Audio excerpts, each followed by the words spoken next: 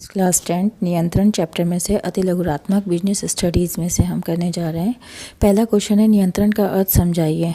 Answer है सुनिश्चित करना कि चीज़ें योजना के अनुसार हो रही है या नहीं, ये एक प्रबंधकीय कार्य है। नेक्स्ट है मानक प्रदर्शन और वास्तविक प्रदर्शन के बीच अंतर को इंगित करने के लिए किस शब्द का प्रयोग किया जाता है। मानक प्रदर्शन यानी जो स्टैंडर्ड प्रदर्शन हमने डिसाइड किया है और जो वास्तविक प्रदर्शन हमने एक्चुअली में गेट किया है यानी कि प्राप्त किया है, उसे उन दोनों के अंतर को हम विचलन कहते हैं। उस सिद्धांत का नाम बताएं जिस पर एक प्रबंधक को विचलन से प्रभावी ढंग से निपटने के दौरान विचार करना चाहिए। अपवाद सिद्धांत। नियंत्रण के दो उद्देश्य बताइए। प्रदर्शन में सुधार करना और त्रुटियों को कम करना। नियंत्रण एक निरंतर चलने वाली प्रक्रिया है, कैसे? इंपॉर्टेंट क्वेश्चन है। नियंत्रण एक गतिशील प्रक्रिया है जो लगातार चलती रहती है। प्रदर्शन को मापने, मूल्यांकन करने और सुधार करने की आवश्यकता हमेशा बनी ही रहती है।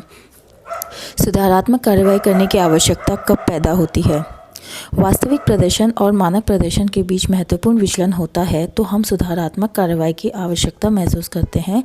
इसका उद्देश्य है विचलनों को यानी कमियों को कम करना। क्या नियंत्रण एवं नियोजन दोनों ही भविष्यदर्शी होते हैं? समझाइए।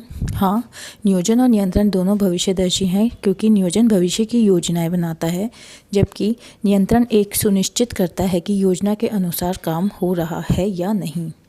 क्या नियंत्रण व्यावसायिक प्रबंधन की आत्मा है? हाँ, नियंत्रण व्यावसायिक प्रबंधन की आत्मा है। ये सुनिश्चित करता है कि योजनाएं सफल हो और संगठन अपने लक्ष्यों को प्राप्त करे। नियंत्रण प्रक्रिया में अपवाद द्वारा प्रबंधन क्या है? महत्वपूर्ण विचलनों पर ध्यान देना और छोटे छोटे विचलनों को अनदेखा कर देना। नियंत्रण में विचलन का विश्लेषण करते समय क्या महत्वपूर्ण है? विचलन के कारणों का विश्लेषण करना महत्वपूर्ण है ताकि उन्हें ठीक किया जा सके। बजटीय नियंत्रण के लाभ बताएं। बजटीय नियंत्रण से संसाधनों का कुशल उपयोग होता है, लागत कम होती है और संगठन के वित्तीय प्रदर्शन में सुधार भी संभव है। नियंत्रण एक व्यापक कार्य है, व्याख्या कीजिए। नियंत्रण संगठन के सभी स्तरों और सभी कार्यों को प्रभावित करता है। सभी स्तर और सभी कार्यों को, ये एक व्यापक कार्य है जिसमें सभी प्रबंधकों और कर्मचारियों की भागीदारी शामिल है। कोई दो फर्स्ट क्वेश्चन है नियंत्रण एक प्रमुख प्रबंधकीय कार्य है। योजना के अनुसार कार्य निष्पादन को संभव बनाता है। जहाँ मानवीय व्यवहार महत्वपूर्ण घटक है वहाँ प्रबंध होता है कठिन। किसका संबंध व्यक्तियों से न होकर परिणामों से है? नियंत्रण कार्य करता है मार्गदर्शक का। किसके अभाव में नियंत्रण संभव नहीं होता? नियोजन के अभाव में। प्रबंधन के कार्यों को अंतिम कड़ी है नियंत्रण। नियंत्रण का महत्व है कार्य में समन्वय की सुविधा। प्रबंधन के नियंत्रण में आधुनिक तकनीकें हैं। विनियोगों पर आए। नियंत्रण की आत्मा है नियोजन।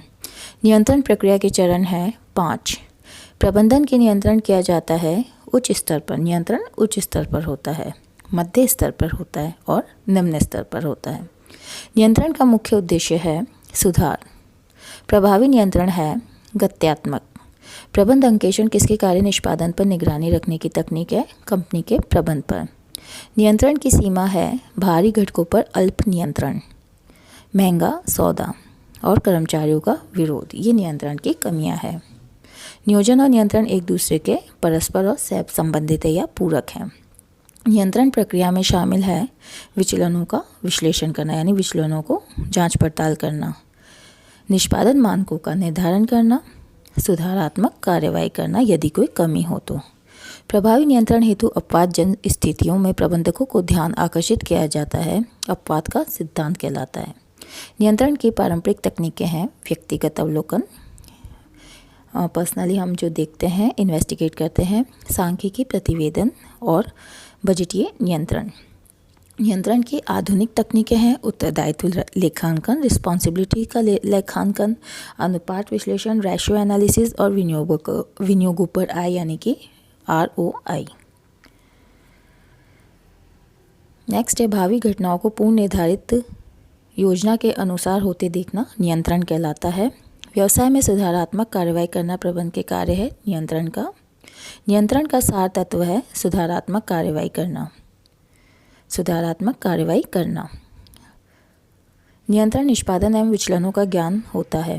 नियोजन आदेशात्मक प्रक्रिया है जबकि नियंत्रण मूल्यांकन करने की प्रक्रिया है। नियोजन प्रक्रिया का सर्वप्रथम कार्य मानकों का निर्धारण करना है। नियोजन आगे की ओर और नियंत्रण पीछे की ओर देखना है। बजट प्रबंधक की नीति का वित्तीय विवरण होता है।